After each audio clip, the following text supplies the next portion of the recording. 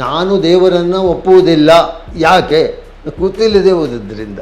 ದೇವರು ಇಲ್ಲ ಅಂತೇಳಿ ಹೇಳಿದವಾಗ ನ್ಯಾಯಶಾಸ್ತ್ರದ ಪ್ರಕಾರ ದೇವರು ಇದ್ದಿದ್ದ ಅಂತ ಒಪ್ಕೊಂಡಂಗೆ ಆಗಲಿಲ್ಲವೇ?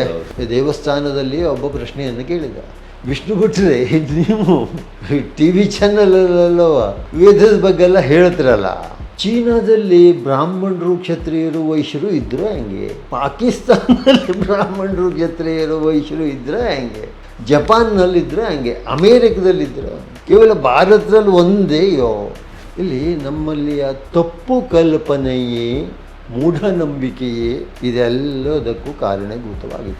ಸಂಸ್ಕೃತ ಹೇಳುವಂತಹದ್ದು ಒಂದು ಭಾಷೆಯೇ ವಿನಃ ಸಂಸ್ಕೃತಕ್ಕೆ ಲಿಪಿ ಇಲ್ಲ.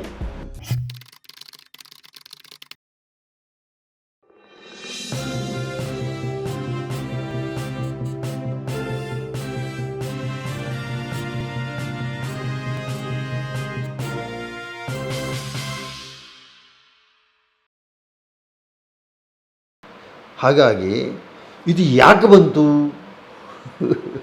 ಇಲ್ಲಿ ಈ ಗೀತಗೋವಿಂದದಲ್ಲಿ ಹಲಂಕಲಯತೆ ಕಾರುಣ್ಯಮಾತನ್ಯತೆ ಮ್ಲೇಚ್ಛಾನ್ಮೂರ್ಛಯತೆ ದಶಾಕೃತಿಕತೆ ಕೃಷ್ಣಾಯ ತುಭ್ಯನ್ ನಮಃ ಅಂತ ಹೇಳಿ. ಇನ್ನು ವೈಷ್ಣವರಲ್ಲಿ ಹಾಗಲ್ಲ, ಅವರಲ್ಲಿ 7 ಅವತಾರಗಳು ಒಂದೇ, ಇದೇ ಕ್ರಮದಲ್ಲೇ ಮುಂದುವರಿಯುತ್ತದೆ.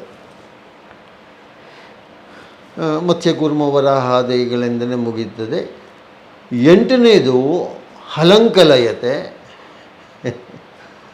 9ನೇದು ಕೃಷ್ಣಾವತಾರ, 10ನೇದು ಕಲ್ಕಿ ಅವತಾರ ಅಂತೇಳಿ ನಮ್ಮ ದೇಶದಲ್ಲಿ ಈ ಒಂದು ಕ್ರಮವೂ ಇದೆ. ಆ ಉದ್ದೇಶಕ್ಕಾಗಿ ಇತಿಹಾಸ ಬುದ್ಧನೋ ಪುರಾಣ ಬುದ್ಧನೋ ಆ ಗೊಂದಲ ಬೇಡ ಅದು. ಯಾಕೆಂದರೆ ಬುದ್ಧನ ತ್ರಿಪೀಠಕ, ಯಾಕೆಂದರೆ ಅದು ಪ್ರಾಕೃತದಲ್ಲಿ ಬರ್ತದೆ. ಬುದ್ಧನ ಜೈನರ ಆಶಯಗಳು, ಬುದ್ಧನ ಆಶಯಗಳು ಕೆಲವೊಂದು ನಾಸ್ತಿಕವಾದದಲ್ಲಿ ಇದನ್ನು ಸೇರಿಸಿದ್ದಾರೆ. ನಾಸ್ತಿಕರು ಆಸ್ತಿಕರು ಮನುಷ್ಯರೇ ಅಲ್ವೇ? ಅಲ್ಲೇ ಇಬ್ಬರ ಕ್ವಾಲಿಫಿಕೇಷನ್ನು ಒಂದೇ, ಇಬ್ಬರ ಅರ್ಹತೆಯೂ ಒಂದೇ. ನಾನು ದೇವರನ್ನು ಒಪ್ಪುವುದಿಲ್ಲ. ಯಾಕೆ? ಗೊತ್ತಿಲ್ಲದೆ ಓದಿದ್ರಿಂದ. ನಾನು ದೇವರನ್ನು ಒಪ್ತೇನೆ. ಯಾಕೆ? ಅದು ಗೊತ್ತಿಲ್ಲದೆ ಓದಿದ್ರಿಂದ. ಅಂದರೆ ಅರ್ಥಾತ್ ಆಸ್ತಿಕವಾದ ನಾಸ್ತಿಕವಾದ ನಮ್ಮ ಜೀವ ಇರುವಲ್ಲಿವರೆಗೂ ಅಸ್ತಿ ನಾಸ್ತಿ ಅಂತ ಹೇಳಿ ಮತ್ತೆ ಅದು ಒಂದಕ್ಕೊಂದು ಪೂರಕವಾಗೂ ಕೆಲಸ ಮಾಡ್ತಾ ಇದೆ. ಅದ್ರ ಬಗ್ಗೆ ನಾನೇನು ಹೇಳಿ, ಯಾಕೆಂದರೆ ಪ್ರಾಚೀನರ ಬಗ್ಗೆ ನಾನೇನೂ ಹೇಳಲಾರೆ. ವಿಚಾರವಾಕರನ್ನು ನಾಸ್ತಿಕರು ಅಂತ ಹೇಳ್ತೀರಾ? ಇಲ್ಲ, ನಾಸ್ತಿಕರು ಅವರಿಂದನೇ ಅಸ್ತಿತ್ವವಾದ ಸಿದ್ಧವಾದದ್ದು. ಇಲ್ಲ ಹೇಳುವುದರಿಂದನೇ ಇದ್ದಿತ್ತು ಹೇಳು. ದೇವರು ಇಲ್ಲ ಅಂತೇಳಿ ಹೇಳಿದವಾಗ ನ್ಯಾಯಶಾಸ್ತ್ರದ ಪ್ರಕಾರ ದೇವರು ಇದ್ದಿದ್ದ ಅಂತ ಒಪ್ಕೊಂಡಂಗೆ ಆಗಲಿಲ್ಲವೇ? ಇದ್ದದ್ರಿಂದಲೇ ನೀವು ಇಲ್ಲ ಅಂತ ಹೇಳ್ತೀರಿ. ಇಲ್ಲ, ಯಾವುದೇ ಒಂದು ವಸ್ತು ಇಲ್ಲ ಅನ್ನೋದೇ ಸತ್ಯ, ಆದರೆ ಅನ್ನೋದಕ್ಕೆ ಅರ್ಥ ಇರುವುದಿಲ್ಲ. ಹೀಗೆ ಅಲ್ಲೇ ಅವರವರ ಬುದ್ಧಿಮಟ್ಟ ಜ್ಞಾನಮಟ್ಟದ ಮೇಲೆ ಹೋಗ್ತದೆ. ಇನ್ನು ನಮ್ಮಲ್ಲಿ ಅನೇಕ ಮೂಢನಂಬಿಕೆಗಳು ಬಂದುಬಿಟ್ಟಿವೆ. ಆ ಮೂಢನಂಬಿಕೆಗಳು ಹೋಗಬೇಕು. ಶುಕ್ಲ ಯಜುರ್ವೇದದ ಮಂತ್ರಗಳಲ್ಲಿ ಕೆಲವು ಮಂತ್ರಗಳು ಬರ್ತವೆ. ಋಗ್ವೇದದಲ್ಲಿ ಕೆಲವು ಮಂತ್ರವನ್ನು ಕಂಡುಹಿಡಿದವರೇ ಋಷಿಕೆಯರು ಅಂತ ಹೇಳಿ ಕರೀತಾರೆ. ಬ್ರಹ್ಮವಾದಿನಿಯರು ಋಷಿಕೆಯರು ಅಂತೇಳಿ ಕರೀತಾರೆ.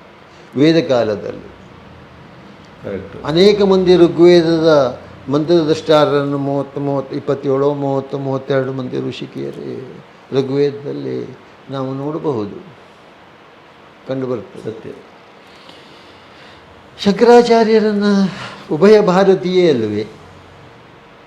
ಮತ್ತು ಸ್ಮೃತಿಯಲ್ಲಿಯೂ ಪುರಾಕಲ್ಪೇತು ನಾರೀಣಾಂ ಮೌಂಜೀಬಂಧನ ಮಿಷ್ಯತೆ ವೇದವನ್ನು ಓದ್ತಿದ್ರು. ಹೌದು ನೋಡಿ,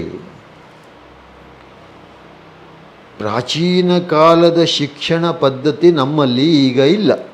ಗುರುಕುಲ ಪದ್ಧತಿ ಇಲ್ಲ, ಭಾಂಡಾರ್ಕರ್ ಪದ್ಧತಿ ಇಲ್ಲ, ಆಗಮನ ಪದ್ಧತಿ ಇಲ್ಲ, ನಿಗಮನ ಪದ್ಧತಿ ಇಲ್ಲ. ಯಾಕೆ? ನಮ್ಮಲ್ಲಿ ಎಲ್ಲ ಪಾಶ್ಚಾತ್ಯೀಕರಣ ಆಗಿದೆ. ನಮ್ಮಲ್ಲಿ ಈಗ ಆ ಭಾರತೀಯ ಶಿಕ್ಷಣ ಪದ್ಧತಿಯಲ್ಲಿ ನಾವು ಈ ಹಿಂದಿನ ಪ್ರಾಚೀನರ ಅಭಿಪ್ರಾಯವನ್ನು ಕೇಳೋದಿದ್ದರೆ, ಅಥರ್ವ ವೇದವನ್ನು ಕಲಿಯಬೇಕಿದ್ದರೆ ಒಂದು ಪರೀಕ್ಷೆಯನ್ನು ಮಾಡ್ತಿದ್ದರು. ಅಥರ್ವವೇದಿಗಳು ಅಂದರೆ ಅವರು ಪೂರ್ತಿ ತಲೆಯನ್ನು ಬೋಳಿಸ್ಬಿಡ್ತಾರೆ. ಅಥರ್ವವೇದಿಗಳಿಗೆ ಶಿಖೆ ಇಲ್ಲ. ಶಿಖಂಡಿ ಹೇಳುವ ಪದಕ್ಕೆ ಅರ್ಥವೇ ಅದು. ಶಿಖ ಅಸ್ಯ ಅಸ್ತೀತಿ ಶಿಖಂಡಿ. ಅಲ್ಲಿ ವೇದವನ್ನು ಗುರುತಿಸಲಿಕ್ಕೆ ಆ ಶಿಖಿಯೇ ಕಾರಣವಾಗಿತ್ತು. ಗೋಪಾದದಷ್ಟೋ ಮುಕ್ಕಾಲು ಭಾಗವೋ ಅಥವಾ ಪೂರ್ತಿ ಸಾಮವೇದಿಗಳು ಪೂರ್ತಿ ಇಟ್ಕೊಂಡ್ಬಿಡ್ತಾರೆ ಹೇಳಿತ್ತಲ್ವೋ. ಹೀಗೆ ಅಥರ್ವವೇದಿಗಳಿಗೆ ಯಾಕೆ ಅಂದರೆ ತಾಮ್ರದ ಪಾತ್ರೆಯಲ್ಲಿ ಕೆಂಡವನ್ನು ಹಾಕಿ ತಲೆ ಮೇಲೆ ಇಟ್ಕೊಳ್ಬೇಕು. ವೇದವನ್ನು ಕಲಿಬೇಕುಳಾದರೆ ಗುರು ತೆಗೆ ಅಂತ ಹೇಳುವಲ್ಲಿವರೆಗೂ ಅದನ್ನ ಇಟ್ಕೊಳ್ಬೇಕಾಗ್ತದೆ. ಅವನು ಕೂದಲಿಲ್ಲದ ತಲೆಯ ಮೇಲೆ ತಾಮ್ರ ಪಾತ್ರೆ ಬೆಸಿ ಕೂಡಲೇ ಹೆಚ್ಚು ಬೆಸಿ ಆಗುತ್ತೆ ತಾಮ್ರ ಪಾತ್ರೆ ತಿಳಿತೇವೆ. ಗುರು ಪರೀಕ್ಷೆ ಮಾಡ್ತಿದ್ದ ವೇದವನ್ನು ಕಲಿಸಬೇಕಿದ್ರೆ. ಈಗ ಗುರುಗಳಿಗೆ ಪರೀಕ್ಷೆ ಇಲ್ಲ, ಮಕ್ಕಳಿಗೆ ಮಾತ್ರ ಪರೀಕ್ಷೆ. ಮೊದಲು ಹಾಗೆಲ್ಲ, ಮಕ್ಕಳು ಕೂಡ ಗುರುವನ್ನು ಪರೀಕ್ಷೆ ಮಾಡ್ತಿದ್ದ.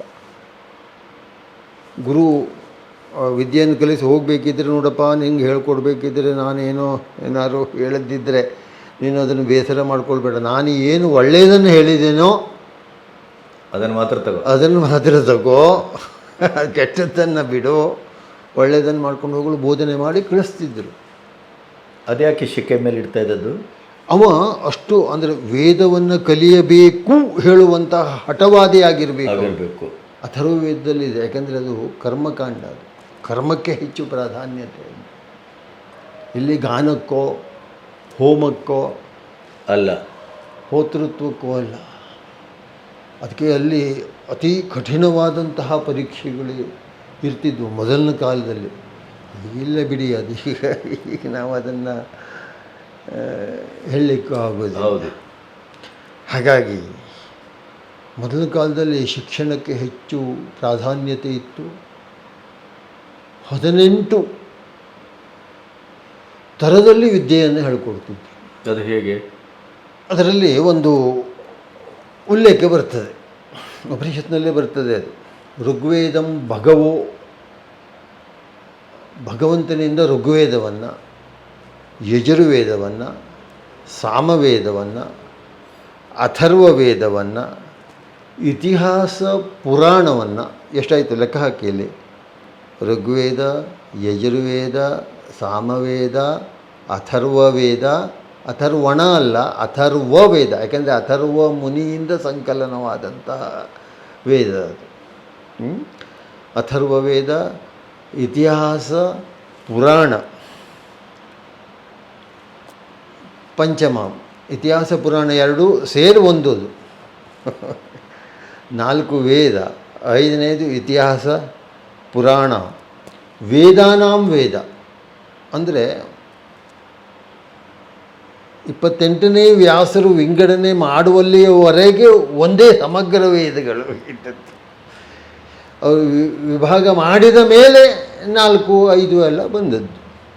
ವೇದಾನಾಂ ವೇದ, ವೇದದಿಂದ ವೇದ. ದೈವಂ,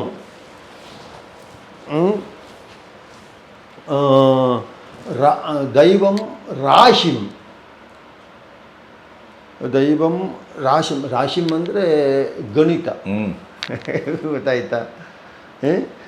ರಾಶಿಂ. ತಿಥ್ಯಂ, ತಿಥಿ ವಾರ ನಕ್ಷತ್ರ ಎಲ್ಲ ಬರ್ತದೆ ಅದು. ನಿಧಿಂ, ಭೂಗರ್ಭಶಾಸ್ತ್ರ. ನಿಧಿಂ ಅಂದರೆ ಭೂಮಿಯಲ್ಲಿ ಉಗಿದಿರುವಂಥ ಅದು. ವಾಗೋವಾಕ್ಯಂ, ಏಕಾಯನಂ. ವಾಗೋವಾಕ್ಯ ಅಂದರೆ ಏಕರೂಪವಾದಂತಹ ವೇದವೇ. ಏಕಾಯನ ಅಂದರೆ ನಮ್ಮಲ್ಲಿ ಪಾಂಚರಾತ್ರಾದಿಗಳು ಸ್ವೀಕಾರವಾಗ್ತದೆ. ಏಕಾಯನಂ ದೈವ ವಿದ್ಯಾಂ ಅಂದರೆ ತಳಸ್ಪರ್ಶಿ ವಿದ್ಯಾ ಅಂತ ಹೇಳ್ತಾರೆ. ರಾಶಿ ಹೆಚ್ಚು ಅರ್ಥಗರ್ಭಿತವಾಗಿದೆ ಅದು. ಬ್ರಹ್ಮ ಕ್ಷತ್ರ ನಕ್ಷತ್ರ, ಬ್ರಹ್ಮ ವಿದ್ಯೆ, ಕ್ಷತ್ರ ವಿದ್ಯೆ, ನಕ್ಷತ್ರ ವಿದ್ಯೆ, ಭೂತ ವಿದ್ಯೆ, ಸರ್ಪ ವಿದ್ಯೆ, ದೇವಜನ ವಿದ್ಯೆ. ದೇವಜನ ವಿದ್ಯೆ ಅಂದರೆ ಸಂಗೀತ, ನೃತ್ಯ ಇತ್ಯಾದಿಗಳು ಬರ್ತದೆ. ನೋಡಿ ಇಲ್ಲಿ ಈ 18 ಗುರುಕುಲದಲ್ಲಿ ಕಲಿಸಿಬಿಡ್ತಾರೆ. ಮತ್ತೆಂತ ಕಲೀಲಿಕ್ಕೆ ಇರ್ತದೆ ರೀ? ಪ್ರಾಚೀನದ ವಿದ್ಯೆ ಅಂದರೆ ಆ ರೀತಿಯಾಗಿ ಅಲ್ಲಿ ಜ್ಯೋತಿಷ್ಯ ಬಂದು ಹೋಯಿತು, ಅರ್ಥಶಾಸ್ತ್ರ ಬಂತು, ಭೂಶಾಸ್ತ್ರ ಬಂತು, ಜಲಶಾಸ್ತ್ರ ಬಂತು. ಹೀಗೆ 18 ಅಷ್ಟಾದಶ ಪುರಾಣಗಳು, 18 ಸಂಖ್ಯೆಗೆ ಹೆಚ್ಚು ಮಹತ್ವವನ್ನು ಕೊಟ್ಟಿದ್ದಾರೆ ಅವರು. ಹೀಗೆ ಪ್ರಾಚೀನರ ಶಿಕ್ಷಣ ಈ ರೀತಿಯಾಗಿ. ಅಲ್ಲಿ ಗುರುಕುಲಕ್ಕೆ ಹೋದರೆ ಹೆಂಗಸರಿಗೆ ಗುರುವಿನ ಹೆಂಡತಿ ಅಲ್ಲಿ ಕಲಿತಾಳೆ. ಹೆಂಗಸರಿಗೆ ಇಲ್ಲ ಹೇಳುವುದು ವೇದ ಕಾಲದಲ್ಲಿ ಎಲ್ಲೋ ಉಲ್ಲೇಖ ಸಿಗುವುದಿಲ್ಲ. ಗಾರ್ಗೆ ಎಲ್ಲ ಇದ್ರಲ್ಲ. ಹೌದು, ಗಾರ್ಗೆ, ಮೈತ್ರಿ, ಅನೇಕ ಮಂದಿ. ನಾವು ಉಭಯ ಭಾರತಿ ಅಂತೂ ನಮಗೆ ಇದರಲ್ಲಿ ಶಂಕರಾಚಾರ್ಯರನ್ನು ವಾದ ಮಾಡಬೇಕಿದ್ರೆ ಅವರಷ್ಟೇ ಗೆಲ್ಲಬೇಕಿದ್ರೆ ಅಲ್ವೇ? ಹೀಗೆ ಯಜ್ಞಯಾಗಾದಿಗಳನ್ನು ಮಾಡುತ್ತಿದ್ದರು. ಪುರಾಕಲ್ಪೇತು ನಾರೇಣಾಂ ಮೌಂಜೀಬಂಧನ ಮಿಷ್ಯತೆ. ಉಪನಯನ ಕೂಡ ಇತ್ತು. 2 ಸಂಸ್ಕಾರವನ್ನು ಬಿಟ್ಟು 8 ಸಂಸ್ಕಾರ ಮಾಡಿ ಕನ್ಯೆಗೆ ವಿವಾಹದಲ್ಲಿಯೇ ಉಪನಯನ ಅಂತ ಹೇಳು ಧರ್ಮಶಾಸ್ತ್ರದಲ್ಲಿ. ಈ ಶಾಸ್ತ್ರಾದಿಗಳು ಕಾಲಕ್ಕೆ ಅನುಗುಣವಾಗಿ ಬದಲಾಗ್ತವೆ. ಹೌದು, ಅಲ್ಲಿ ಪರಿಷ್ಕರಣೆಯು ಮಾಡಲೇಬೇಕಾಗತ್ತೆ. ಒಂದೇ ರೀತಿ ಸಮಾಜದ ಒತ್ತಡಕ್ಕೆ, ಯಾಕಂದರೆ ಸಮಾಜಮುಖಿಯಾಗಿಯೇ ಇರ್ತದೆ. ಆದರೆ ಇಲ್ಲಿ ನಮ್ಮಲ್ಲಿ ಏನಾಗಿದೆ, ನಮ್ಮ ಕಲ್ಪನೆ ತಪ್ಪಾಗಿಬಿಟ್ಟಿದೆ. ಈಗ ಇಂಡಿಯಾದಲ್ಲಿ ಮಾತ್ರ ಅಲ್ವಾ ಬ್ರಾಹ್ಮಣ, ಕ್ಷತ್ರ, ವೈಶ್ಯ, ಶೂದ್ರ 4 ವರ್ಣದ ವಿಭಾಗಗಳನ್ನು ಭಾರತದಲ್ಲಿ ಮಾತ್ರ ನಾನು ಪೂಜೆ ಮಾಡಬೇಕು. ಮತ್ತೆ ಬೇರೆ ಕಡೆ ಏಕತ್ರ ಅಲ್ವಾ? ಅಂದರೆ ಈಗ ನಮ್ಮಲ್ಲಿ ಹಾಗೆ ಅಲ್ವಲ್ಲ, ಅವ್ರದ್ದು ಒಂದೇ ದೇವರು, ಒಂದೇ ಶಾಸ್ತ್ರ. ಹಾಗಿಲ್ಲ, ಅದು ನಾವು ಕಲ್ಪನೆ ಮಾಡಿಕೊಂಡಿದ್ದೇವೆ. ಆದರೆ ಅವರಲ್ಲೂ ಉಪಪಂಗಡಗಳಿದೆ. ಖಂಡಿತವಾಗಿಯೂ ಇದೆ. ಈಗ ಹೇಗೆ, ಅದಕ್ಕೆ ನಾನು ನಿಮಗೊಂದು ನನ್ನ ದೇವಸ್ಥಾನದಲ್ಲಿ ಒಬ್ಬ ಪ್ರಶ್ನೆಯನ್ನು ಕೇಳಿದ. ಜನರ ಮುಂದೆ ಏನು ಕೇಳಿದ? ವಿಷ್ಣು ಬಿಟ್ಟರೆ ನೀವು ಟಿ ವಿ ಚಾನಲಲ್ಲವ ವೇದದ ಬಗ್ಗೆಲ್ಲ ಹೇಳ್ತಿರಲ್ಲ, ಚೀನಾದಲ್ಲಿ ಬ್ರಾಹ್ಮಣರು, ಕ್ಷತ್ರಿಯರು, ವೈಶ್ಯರು ಇದ್ದರು ಹೆಂಗೆ? ಪಾಕಿಸ್ತಾನದಲ್ಲಿ ಬ್ರಾಹ್ಮಣರು, ಕ್ಷತ್ರಿಯರು, ವೈಶ್ಯರು ಇದ್ದರೆ ಹೆಂಗೆ?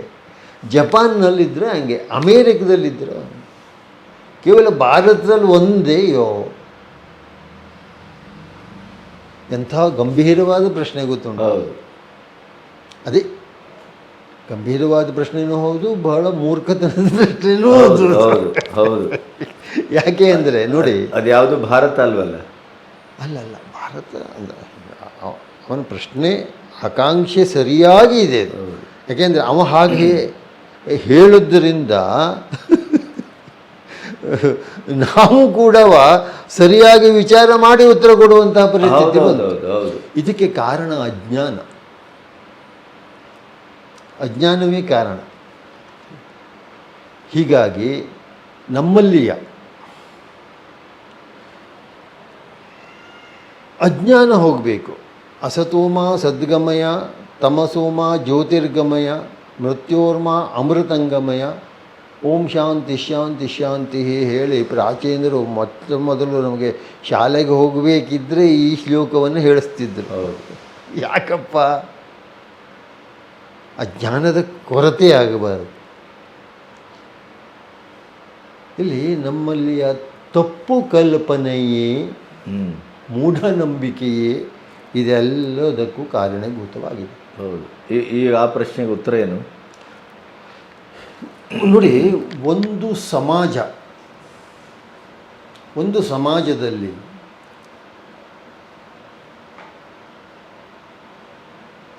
ಸಮಾಜ